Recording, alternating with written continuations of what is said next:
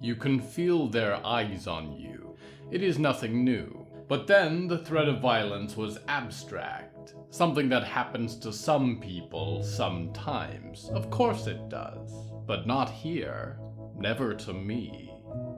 The risk feels closer now, as though it has followed you from club to alley to lamplit sidewalk in the early morning, matching its walking pace to yours, growing ever nearer to your shoulder.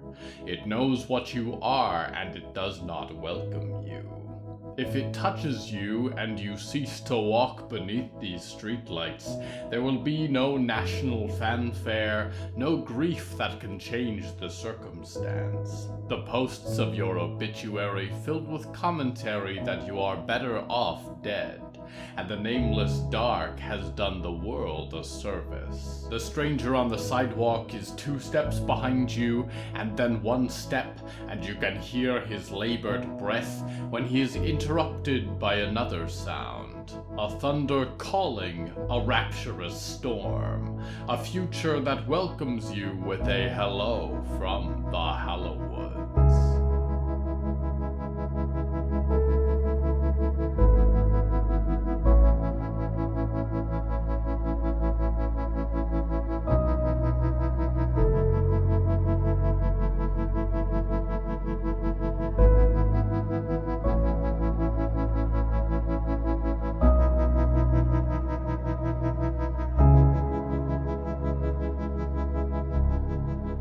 Right now, I am sharpening my nails on a chalkboard. It is covered in simple glyphs, quantum mathematics, and that sort of petty thing. An assortment of people stand in the classroom beyond it. A professor with a foot in 2 worlds, a hollow library director, a woman who loves flamingos, and a man who can name every Ontarian flower. A sniveling child, and a sniveling not child, and a sniveling just the hand of a child, and a child too dead to snivel. They have not noticed yet which one is missing. The theme of tonight's episode is creeps.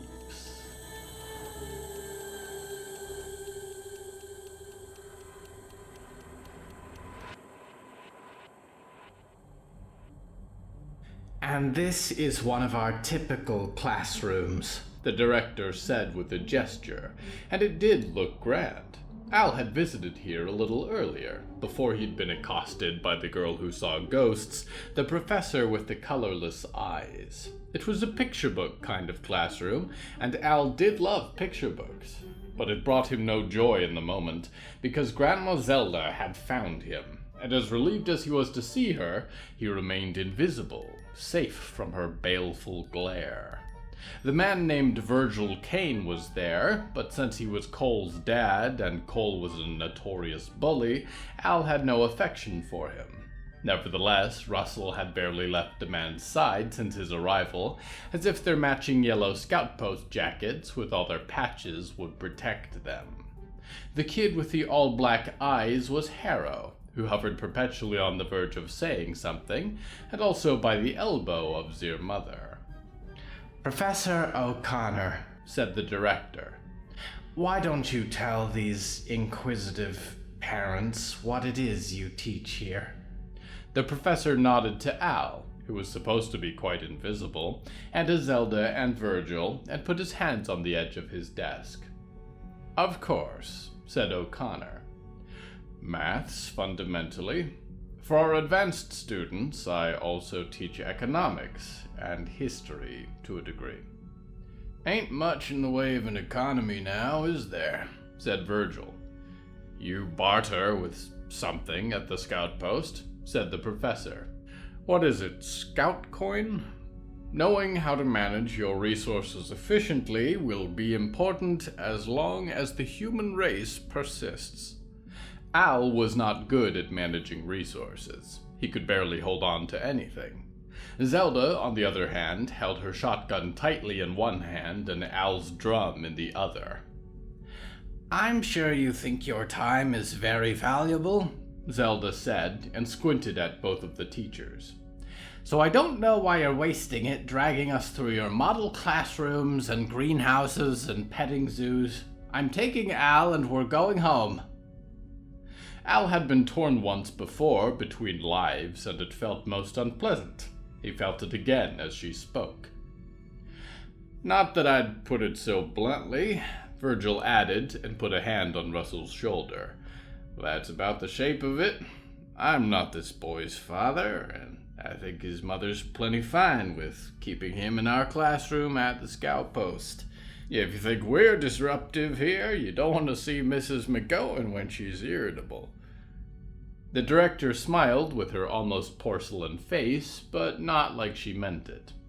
"With respect, Mr. Kane," she said, "I am not interested in Russell as a student.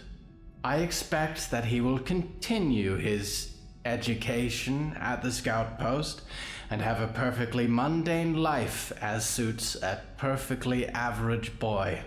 "Thank you," Russell said, although Al was not sure it was a compliment or any kind of mint.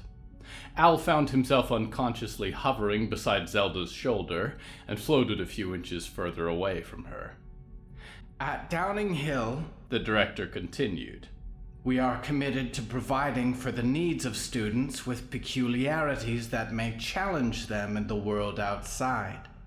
Our students generally reach us in a state of distress.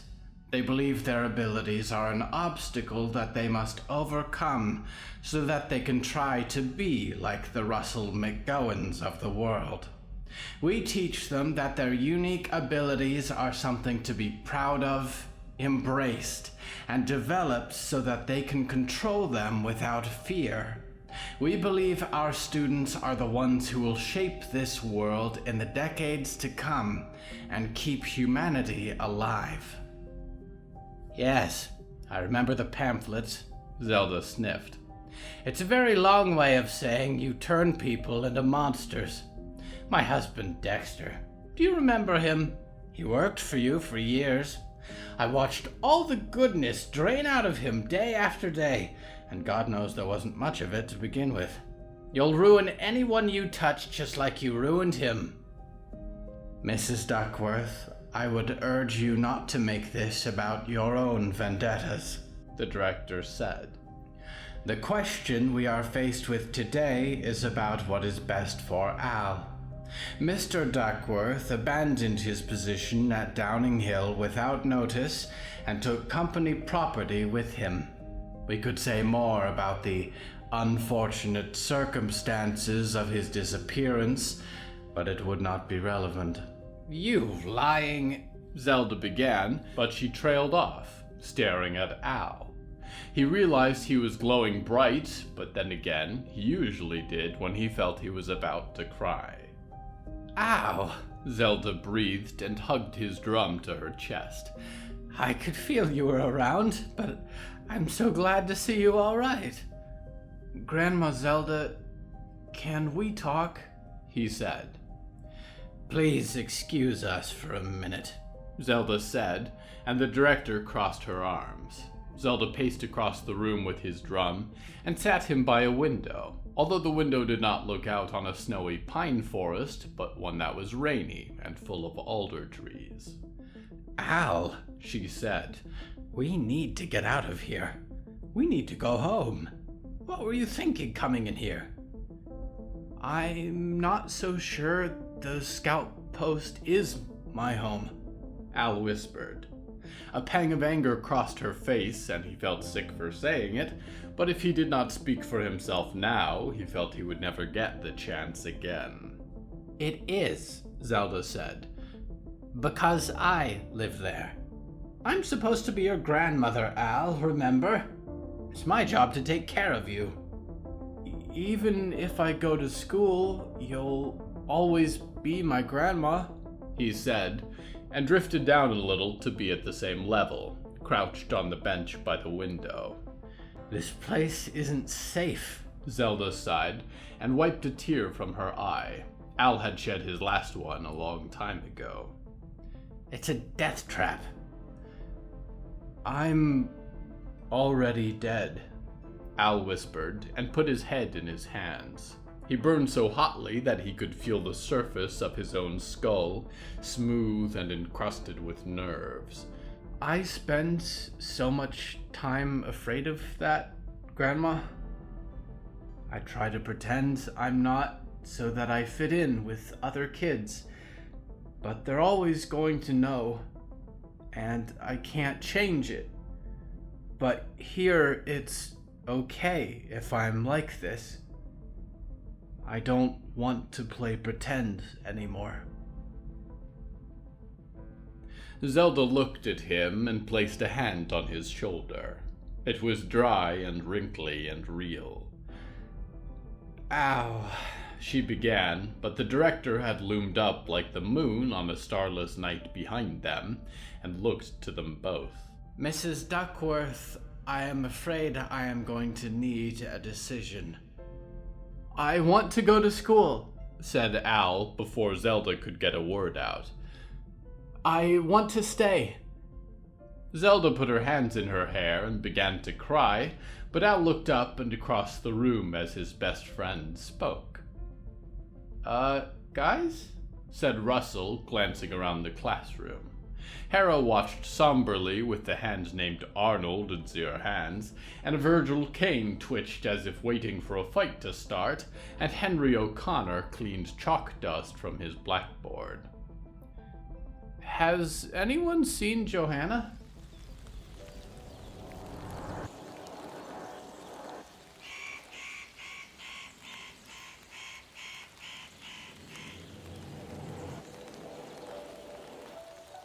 It is a normal reaction to feel uneasy when you are confronted by that which you cannot comprehend.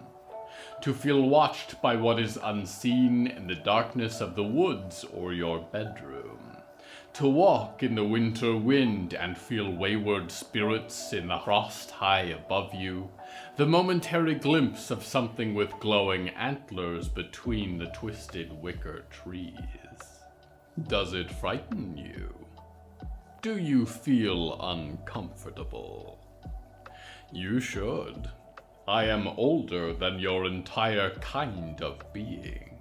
I have watched in the silent void as suns were born and lights danced into being. I am abyssal and labyrinthine and alien to your world of flesh and bone and matter. And I, a gargantua, a colossus of thought, whisper so delicately in your nightmares. My voice crawls the corridors of your mind and bids you dream of a forest. I am sorry to intrude. I am sorry that I have to. But there is a forest, and beyond it an ocean of ice and shadow, and things that you really should see. We go now to one beyond the forest.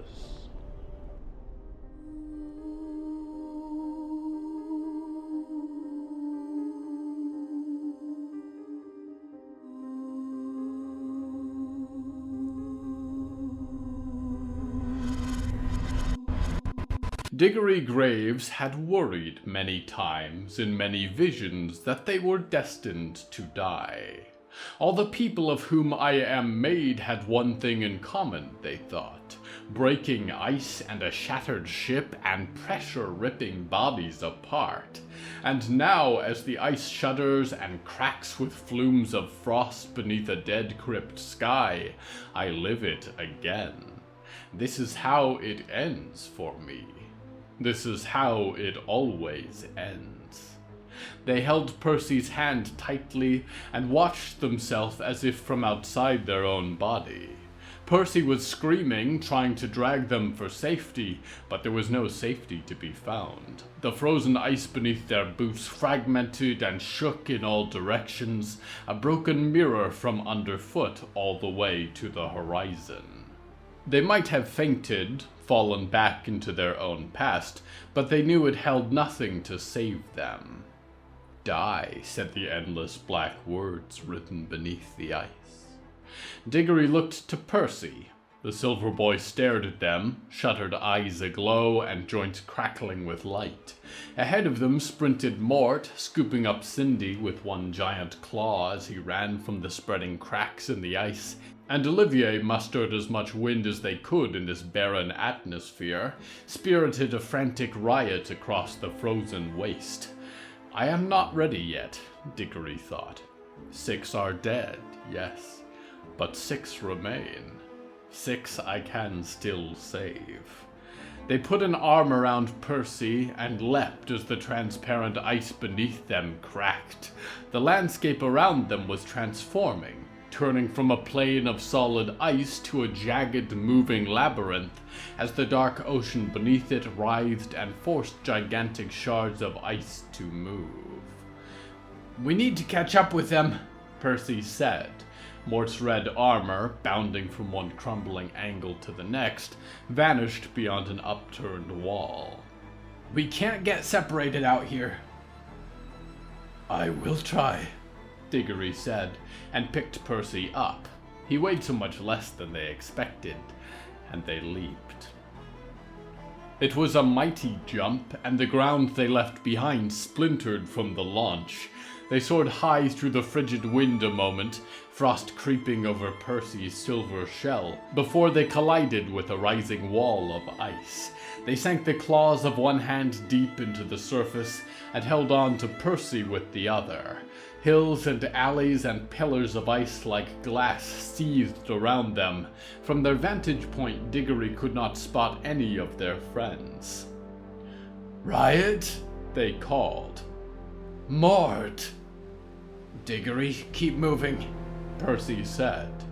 They looked down to find that the wall of ice on which they hung was collapsing into a surface beneath, dissolving into tunnels and gorges and deep black below them.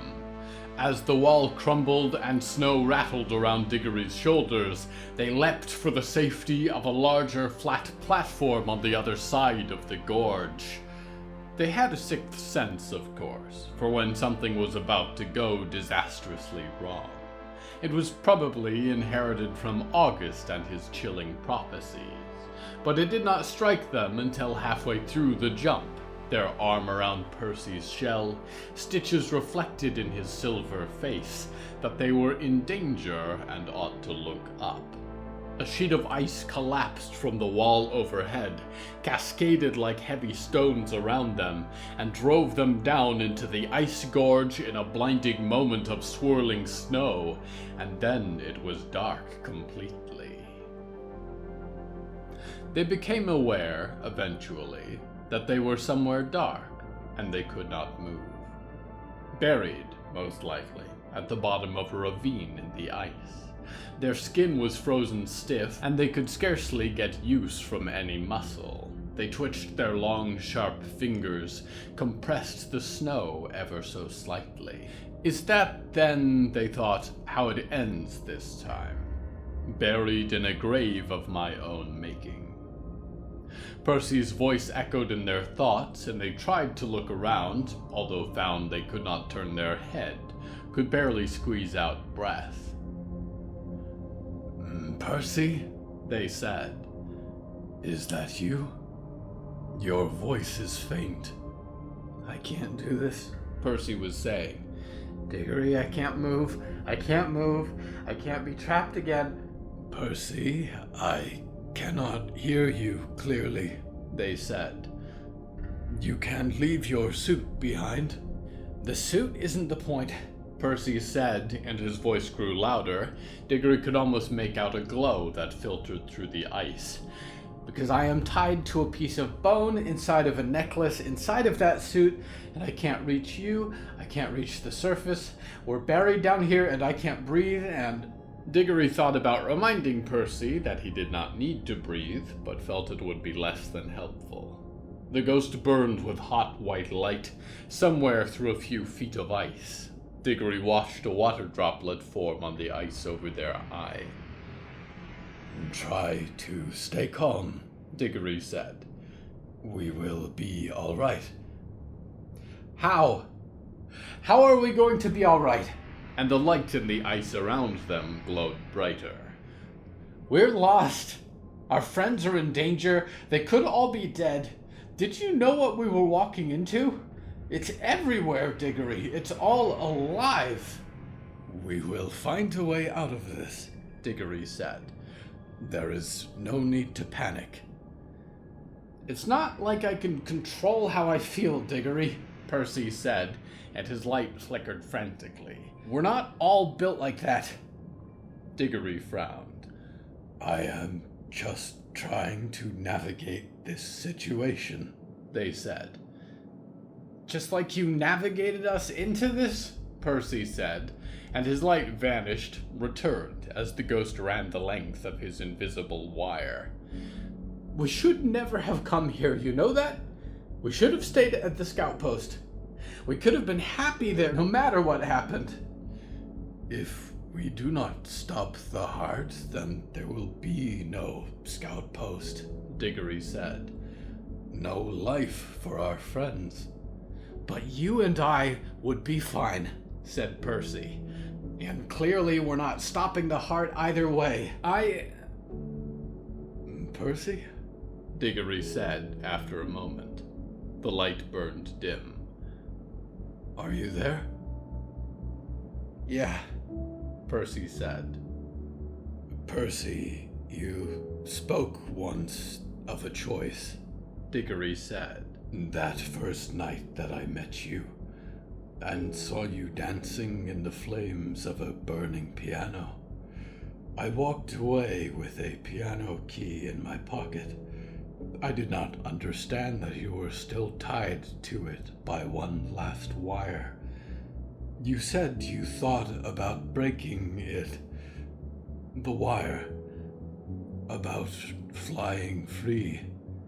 Do you think you still might be able to? Percy was quiet. Percy? I'm not going to do that, Percy said. I don't know if I can handle it, being untethered, and I can't leave you. I know it is difficult for you to leave me, Diggory said. I know you find my presence reassuring, but I believe you must. You could fly and find the others. Tell them where we have fallen. You're bringing this up now? Percy said. I can do things by myself just fine. I don't need you. But I don't want to leave you here. How will I find my way back? What if there are no others? What if I get sucked into the sky? And if I'm not tethered, I'm going to vanish someday. You really just want me to disappear like that? I don't think once I break that, it goes back together. I was not bringing up the possibility to be personal, Diggory said. I merely thought... You didn't think at all about how I'm feeling, Percy said. Because you're on your journey of self-discovery or something, and it doesn't matter how many people around you get hurt. Diggory closed their eyes and exhaled dust against the dark ice around them. Fine, Percy said. Have it your way. Percy? Diggory said, and opened their eyes, but it made no difference, for there was no light at all. Percy? Percy? Are you still there? The darkness did not reply, and remained silent for a long while, until at last it began to move. Welcome back to Adventures with Lady Ethel Mallory. Welcome back to the Lady Ethel Mallory Travelogue. The Lady Ethel Exploraganza. My Fun Wilderness Voyage National Tour. I'm going to have to think on my new branding, but it's difficult. When I was the chief marketing officer for the Botulus Corporation, I knew my audience, Various segments of the population that became our happy dreaming family. What they feared, what they liked, which political points to capitalize on for each group, sorted by denomination and demographics so that we could get all of them dreaming the same American dream. Well, them and a few stragglers from the rest of the world. Tragic, really, but that's what you get for not letting us buy out your government. But I don't know you, whoever is listening to this. The ones in the dreaming box can't hear outside transmissions. They're probably drowning in Melanie's inane, bubbly babble as we speak. To them, I might be a little interference, like that Nicky Nick was. You're someone who's still out there, beyond the dreaming box, dreaming, still listening. Who are you? What kind of freak didn't take the safe way out at the end of the world? Whoever they are, Lady Ethel, I very much doubt they are interested in what you have to say. Why are you so loud in exile? We return now to Diggory Graves. Diggory could not move, felt ice all around them, but beyond the ice was a tremulous darkness. "Hello," they whispered. "Percy?" "Hello," a voice replied. It was not Percy's, although it was almost familiar. "My name is Diggory Graves," they said. "What is yours?" "I have so many names, Diggory Graves," said the voice politely. "I'd hardly be able to pick just one." "Which is your favorite, then?" Diggory said. "Creep," the darkness whispered after a quiet moment. "My favorite was Creep." "Hello, Creep," Diggory said, tried to keep their voice from shaking. "What did you wish to speak about?" "Speak?" said Creep. "You could crush me within this ice, I think, but you have not," Diggory said. "Instead, I am trapped. You have grown, I think, since the last time we met, but I am sure you remember me as I remember you. If you have not killed me yet, then I assume you wish to speak." "I was curious about you," said Creep. "I am made of many parts, many lives, and I have never found one who was like me before." "I am not like you," Diggory said, and stared at the ice ceiling, brow furrowed. "You killed Rizwana and her friends. You are killing my friends now." "I am made of Rizwana and her friends, just the same as you," said Creep. "This is so exciting. Mango!" "What?" Diggory said. "Mango," said Creep. "Remember its sweet taste? Remember how she loved it?" Diggory was silent a moment. "I have never tasted mango," they said. "I can neither taste nor eat." "But you have," said Creep. Or maybe Evelyn. "Do you remember that glorious rush of the drums at the end of the song? The cheer of the crowd and the way it made you rise. Such beautiful things we both are made of." "I only remember sometimes," Diggory whispered. "I feel I can never make sense of all the pieces of me. How can they coexist in one body? Or will they grow in intensity until I am torn apart?" "Yes," said Creep. Exactly! Thank God. I thought I was the only one going mad with memories. Because, well, the darkness shifted. I am not a thing that will be able to ever taste mango for myself, said Creep.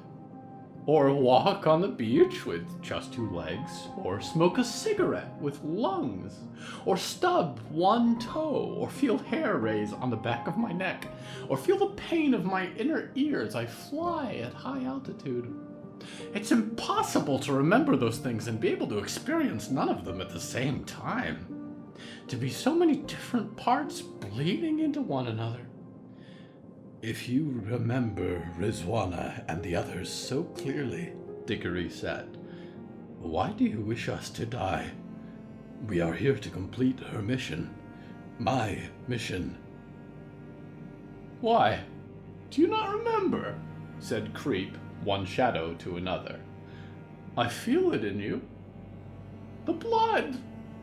I was a drop of blood myself, spilled upon the ice. I might be a little more saturated than you, but even still, don't you hear the music? Don't you hear what it's telling you? The black water, Diggory said. There is a little in me. It got in through the roof and fell into my eye. I shed tears that others of my kind do not, but I do not hear any music. Here, said Creep. Let me help you here. Diggory felt the pressure around their chamber of ice shift, but they could not move, could not fight back as they felt something like liquid seep in through a crevice by their feet. But it moved like it was alive, crept along their ankle, seeped in through their stitches. Do not touch me, Diggory said. Let me go. There was a sound like a shrill cry, a scream in tones almost too high for them to hear, and the thing that touched their leg retracted immediately. What is wrong with you? Creep hissed, and the darkness was alive around them, bubbling and crackling beyond the veil of the ice. You burn! No one burns! I apologize for my reaction. I did not mean to scare you. Usually when I touch someone, I become them, and they become me. And then we all remember the taste of mango and all the rest of it. Together. We all hear the music. But you, there are words written on the inside of your skin. They burn awfully. I suppose I was made by someone who wanted you to stay out of her work, Diggory growled, and tried again to shift the ice, could not more than twitch their fingers, extend the toe of a boot. Yes, well, I suppose we'll have lots of time to think about how to fix that, said Creep. I'll begin with the rest of your group. The music is quite clear in that it needs to continue. I really cannot let you interfere with it now. But I'm content with that. If there's one person I'm interested in talking to before we become each other, it's you. So it's best that I save you for last. If you feel like sharing how exactly to undo those nasty little runes in you, let me know. I won't be far. I beg of you, Diggory said. Let them go on their way. Do not hurt them. It is for the best. It is for everyone. Please. They matter more to me than anything in the world. I'm afraid, said Creep, and the shadow rumbled and shifted as the focus of the great ocean of shadow beneath the ice began to move. It's already too late for that.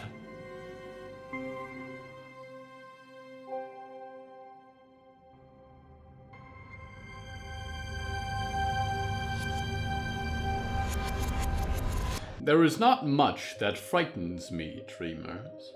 I am, after all, in all places at once, and watching through all eyes, and I see all the horrors that the universe has to offer each day. I am the feeling of being watched when you are completely alone. I am the voice whispering about your life to a distant audience. I am the All-Sight and the Sentinel Knight. But I do fear a few things. I fear the outsiders, for they are incomprehensible and vast, beyond my sphere of vision, peering in at me the same way that I peer in at you. I fear Nopdil Nopt, who walks unseen. I have never heard a whisper from him, and I worry he could be around anywhere, watching me. That is my jurisdiction.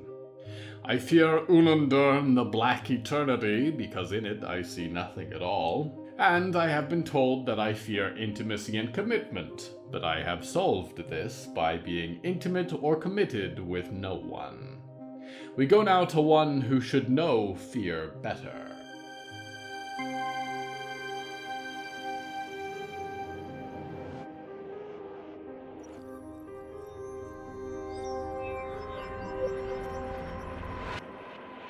Mr. Raven watched the bird flutter in its cage, feathers from his own namesake spinning as the raven in the box crowed and flapped.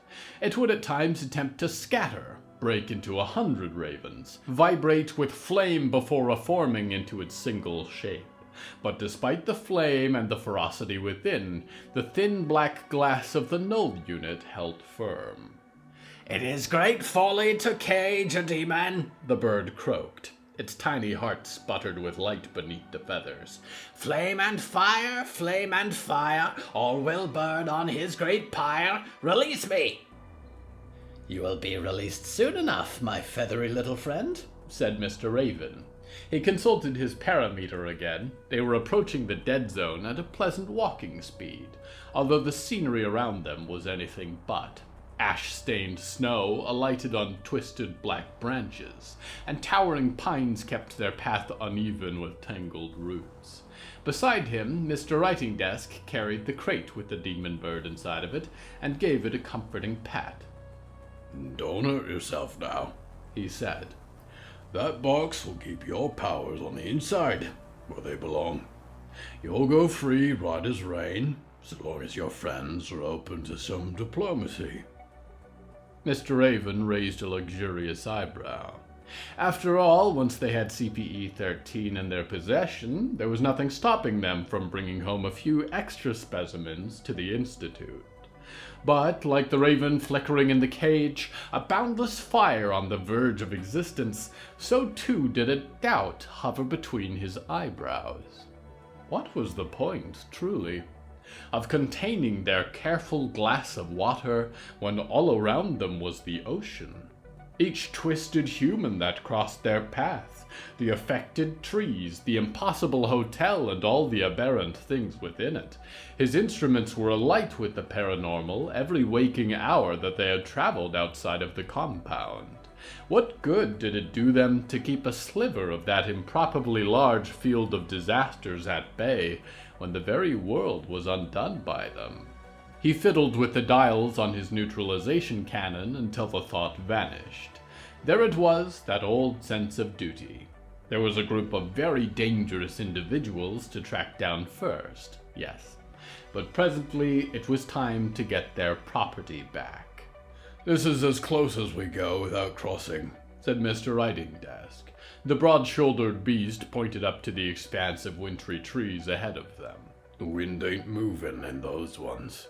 Mr. Raven nodded and examined the parameter again. They stood at the edge of the dead zone, where CPE-13's signature radiated on the screen, a field that encompassed them and a little area around. "Excellent," said Mr. Raven. "We are within her field of probability, which should make this quite easy. Luck is on our side, so to speak." "Right," said Mr. Writing Desk, and hefted the crate with a vile flaming familiar in it, and stepped towards the invisible wall, raised his voice. "Penny! Listen, my dear. I know you can hear us in there. It was a nice little stunt in the hotel, but it's time to come back now, all right? These strangers can't take care of you. You know where you belong. We've got a job to do, and then we're going home. All of us.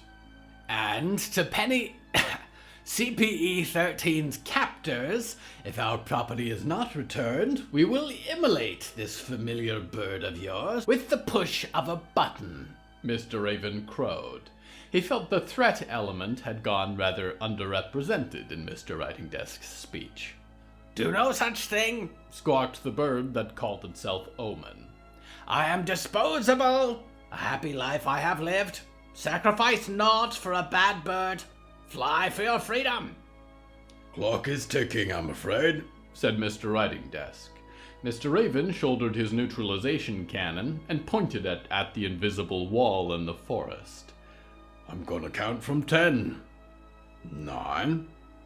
8. Something happened at 7. There was a thump by Mr. Raven's feet, and he swung his cannon around to investigate. Looking down, it was only his parameter. It had fallen from the plastic clip on his belt. But his motion was enough to draw Mr. Writing Desk's interest, and the big man also whirled towards him. What's the matter? Said Mr. Writing Desk. Nothing, said Mr. Raven, and stood up again, tried to untangle the wire for the parameter from the one that powered his neutralization cannon, shoved the device back onto his belt as he raised a hand. Would you please just keep your attention on The cannon went off. The trigger had caught on the parameter cable, and a beam of black shadow burned the air and collided with one of the winter trees, sent tree limbs blistering off and a great heap of snow cascading to the ground from the newly freed branches. The tree wavered, and Mr. Writing Desk rubbed his temples from beyond. From now on, I carry the cannon, he said. I told you this would happen. But I like the cannon, said Mr. Raven. It's not usually He paused as the tree bark squeaked and splintered, and the tree toppled, a 40-foot pillar of death crashing down into the forest. Mr. Raven leaped for cover and evaded the great spiked branches as they came rushing down. The impact sent a shudder through the forest floor and shook fresh snow from the tree line around, branches bouncing as they cascaded snowflakes. Something is wrong, Mr. Writing Desk said, looking up and around. This doesn't feel right. Oh, please, said Mr. Raven, sitting up and dusting his coat off. You make one mistake and you... There was a rumbling from beneath the earth, and he watched the dirt around Mr. Writing Desk's feet sink as something stirred to life beneath him.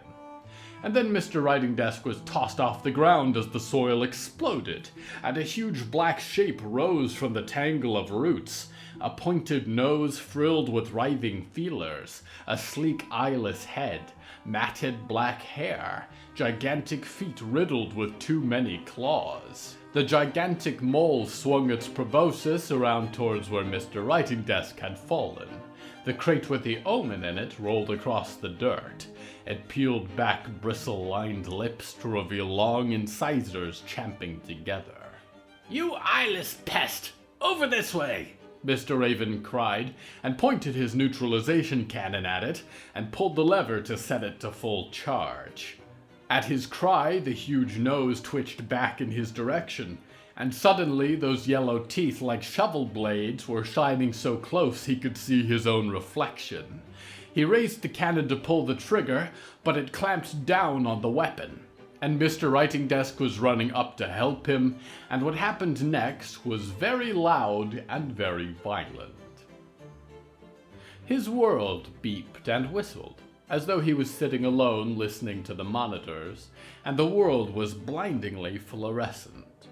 Gradually it came to him that he was bleeding from the face, an agonizing scar that ran through his eyebrow and cheek, and there were slivers of metal in his hands, and his uniform was tattered, and it was freezing, and that Mr. Writing Desk was sheltering his body with his own. There was a squeal and a cry from the mole as it thundered away through the earth, sent flumes of soil flying up in its wake. The neutralization cannon exploding had been enough to drive it off from its former den. Mr. Writing Desk? Mr. Raven said, and put his hand up to Mr. Writing Desk's shoulder for a moment, as if to push him away. Found that there was a shard of metal almost entirely through the man. I don't understand. We're in her field. We're supposed to be, for lack of a better word, lucky. Believe me, a voice echoed, and Mr. Raven scrambled up to see two girls standing in front of the windless wood, one wearing all black, one wearing all white. Penny held a parasol in her hands as if to keep the meager sunlight at bay, and the one in black held the box with the omen in her hands. Right now you are lucky, the one in black continued, and smiled. Because you're still alive. Enjoy it while it lasts for another 30 seconds. She pulled the levers in the null box then, and the glass separated, and ravens and flame poured forth into the winter sky. Death! The omen screamed, and the fiery unkindness descended. Death is upon you!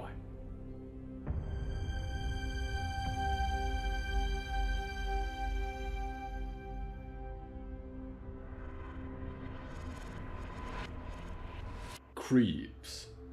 When you walk through the forest in the silent afternoon, and the wind dies, and the trees seem to breathe in all directions around you, and you know within your animal heart that there are eyes watching you from afar, it is just me. Do not be afraid. It is more considerate than the alternative, for if you knew what watched, the scale of life that might be unleashed upon your mind, you would beg to go back to ignorance. It is better for a rush in the wind, an uncomfortable silence to mask our footsteps, to walk unseen and follow your trail without notice. When the wind passes and the hairs on your arms return to their natural state, and the goosebumps fade, I will still be watching. But rest assured, I do not watch because I mean you harm. I watch because I am curious where you think your steps will take you, and to the distances through this forest and beyond that you will go.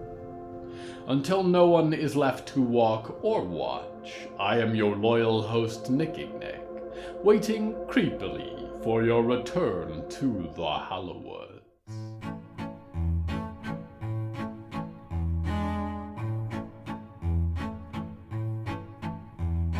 Hello from the Hallowoods is written and produced by William A. Wellman. Hello, that's me. If you enjoyed this show, please don't forget to follow it and share it with a friend. The bonus story that goes with this episode is called Forgotten Child. It is available on the show's Patreon at patreon.com/Hallowoods. Because we operate without ads or sponsors, our supporters are all that keeps this show going. Plus, supporters get weekly bonus stories, behind-the-scenes content, exclusive merch, and even more. Merchandise and episode transcripts are available at hellofromthehallowoods.com. You can even find us on social media at @thehallowoods.